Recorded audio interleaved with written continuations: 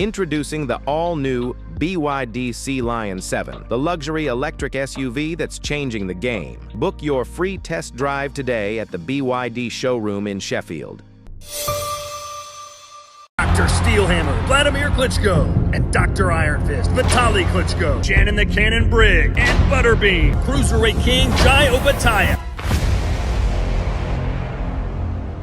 Boxing King Media powered by BYD. Delighted to be joined by one of the more outspoken coaches, man who says what he thinks, Mr. Billy Nelson out here in Riyadh, literally 24 hours away from fight night. How are you, Billy?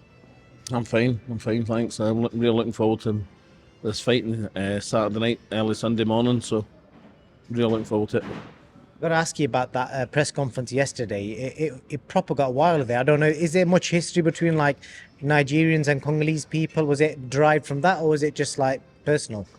I don't know what anything about African tradition, really, to be perfectly honest with you.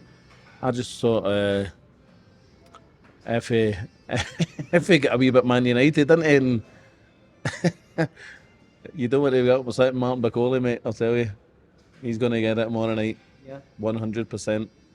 Well, it was a bit weird because that face-off was so long, and I just kept thinking one of these is going to do something. They stayed calm. They did. If he was a wee bit agitated again, but he's going to be very agitated tomorrow. Well, I'm just going to recap a little bit on the last fight. There was that two elements of it. Obviously, anyone with half a brain cell can see you took the opportunity because it made sense. But you've had some people trying to give you some criticism about it as well. Is there anyone that in particular that you've been surprised to get criticism from about taking that fight? I don't give a shit if people criticise me. They can criticise me all they want. I'm doing a job for Martin Bakole. Martin Bakole got offered a purse for the fight against Joseph Parker. Martin Bakole accepted it. Me and Martin Bakole came here. He got lost. We went home. I don't give a shit. Mate, you're talking about Eddie, aren't you? I must say anyone else. You're referring to Eddie. Well, Eddie said, in a text, you put an overweight fighter onto a plane to London to get commission. Hello, Kell Brook, 3 days notice, 4 days notice to fight Golovkin, and he got a broken eye socket. So there's that one. But we can also go down the route as, in the same day that we turned up for the fight, Eddie was in an interview quoting Martin Bakole versus Parker's a better fight than Joseph versus Daniel Dubois. So listen, more faces in Big Ben. So what is your relationship like with him? Because I've seen loads of back and forth between you and him. Is there a relationship, or is it like, because it's a bit like you and Sam Jones, when you see each other, you're like best friends? No, I got on well with Eddie. He's the best promoter in the world. I've no qualms with Eddie, but I'm not letting anybody try and stick a boot into my boxer. I suppose he was having a go at me, but listen, if I wanted to, I could dig up multiple things that he's done. You know what I mean? Like no being in the change room to see Lewis Crocker. He still never answered that one.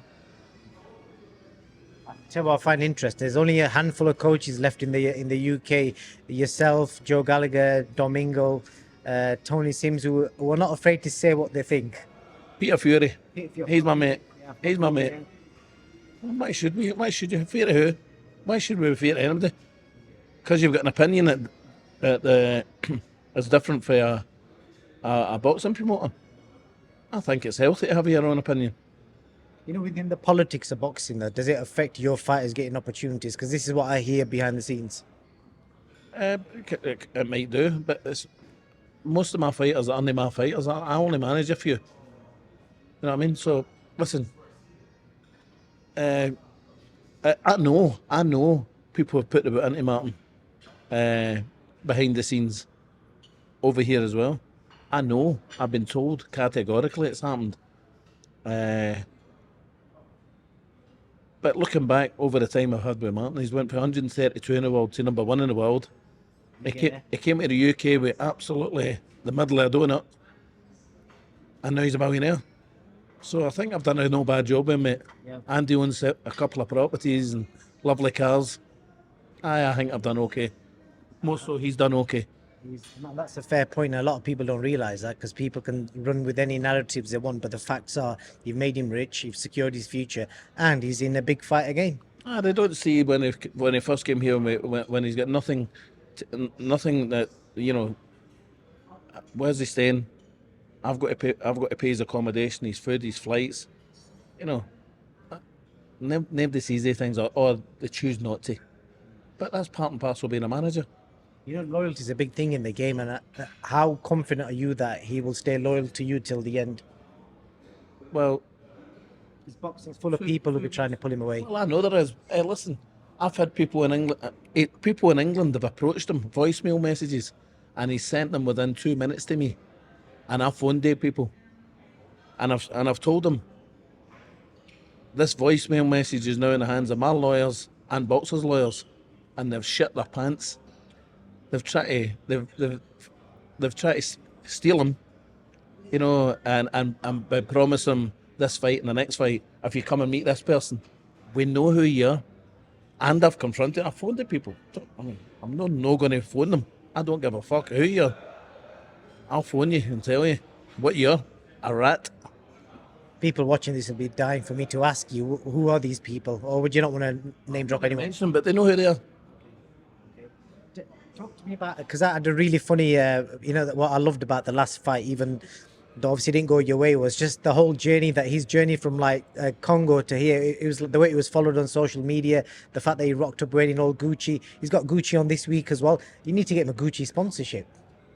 He can wear whatever he wants, mate. I own nothing nothing Gucci, so I don't know. I don't know how much things cost. I'm not that clear.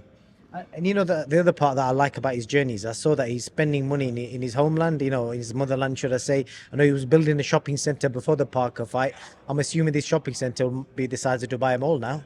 No, I think it's a 15 shops and a supermarket. He's funding that himself, but he's also, which he's always wanted to do, for the day that he came to the UK, was where he comes from, where his family are the king. His dad's the king and he's a prince.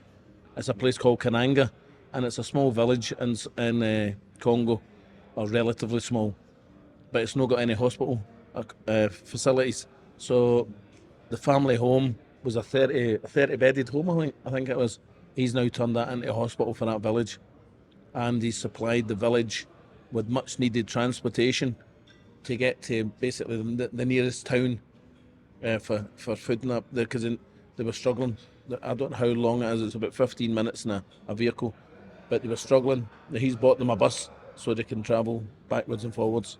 So people don't see that. People don't see that. That's amazing. And I'd love to go and see that in the first hand. Is Congo safe? I don't even know. Well, I think the Americans have sided with the Congolese, and a peace treaty has been signed, and the war with Rwanda, is finishing imminently. Have you been to Congo? Yes. What's it like? How do they receive you? You must be like a king over there. Brilliant. It was absolutely brilliant. Like I say, there was over 400,000 people lined the streets from the airport to the Muhammad Ali Stadium, where Muhammad Ali fought George Foreman, where he was doing something for the press. It's normally a 20 to 25 minute ride in a car. It took us 2.25 hours. That's amazing, that. What do you expect him to do to F.A. Jagba tomorrow night? How long does his fight go? Well, he's tall, he's skinny, rake, lanky big guy. He's not got a great jab. He's got a good backhand, but it's only a good backhand if it lands. And Martin's got a chin. Martin's got a right chin. I've never seen Martin hurt. I've never seen Martin hurt in my life until Joseph Parker. But it was an illegal shot, obviously, but it was a tempo shot. But these shots happen all the time in boxing. They do. Martin couldn't get under because of the weight he was carrying, whereas tomorrow night he will get under. Tell us about this weight thing, because that's the last thing I want to ask you about the fight. Obviously, we saw it looks like he doesn't live the life when he's not got a fight lined up. So how hard is it for you to kind of make him, drill it into his ear? We sat down after the Parker fight, and I reiterated to him the importance of staying in the gym when he's not training. And well, he's been in the gym every day since the Parker fight. So and if we get I'm hopeful there'll be a fight in July or August. That being the case, he'll have a week to 10 days off, then he'll be straight back in the gym again. How much did he weigh today? Has he already weighed in officially? Well, he's weighing in about an hour and a half. How much lighter can we expect him? Well, the other day he was 15 kilo lighter. So, but he's maybe put on a couple of pounds because he's not trained the last couple of yesterday and the day. He'll maybe be 20 stone 7. The last thing I want to speak to you about, boxing wise, the Eubank Junior Conor Benn fight. We've now seen the aftermath. There was a lot of talk about the weight, rehydration clauses. You know, Chris has now come out of hospital. He said that he was in there for to basically rehydrate his body for a couple of days, and he hasn't got a broken jaw. So now that the fight's happened, we've seen Conor Benn be received really well in America by the American fans. So it looks like neither fighter's lost. No, it's a win-win situation for the two of them. But Chris Eubank, I was reading today, the boy Napa who manages Chris Eubank has stated that there won't be a rehydration clause in the next fight. Although we were assured by Eddie there would be. He says that's not necessary. That's highly likely not to be the case, which will be good, which will be better, you know, because I don't agree with hydration clauses at all. And to be perfectly honest, the British Boxing Board of Control shouldn't have allowed that. Why are they investigating it now? It seems a bit late now, isn't it? Well, you've just hit the nail on the head. I mean, it's too late. What happens if we get injured? What happens if we got brain damage in the fight? It'd have been way too late, wouldn't it? And even if the investigation proves that they're right and he did use a sauna, what they're going to do? Fine him again? Well, it wasn't a sauna as such as a sauna suit. It's a blanket. Multiple boxers use it. Multiple. Well, you've just answered your own question. You know the answer. More use it than don't. Yeah, exactly. It sounds a bit nuts, but I just hope they don't sting him with another fine.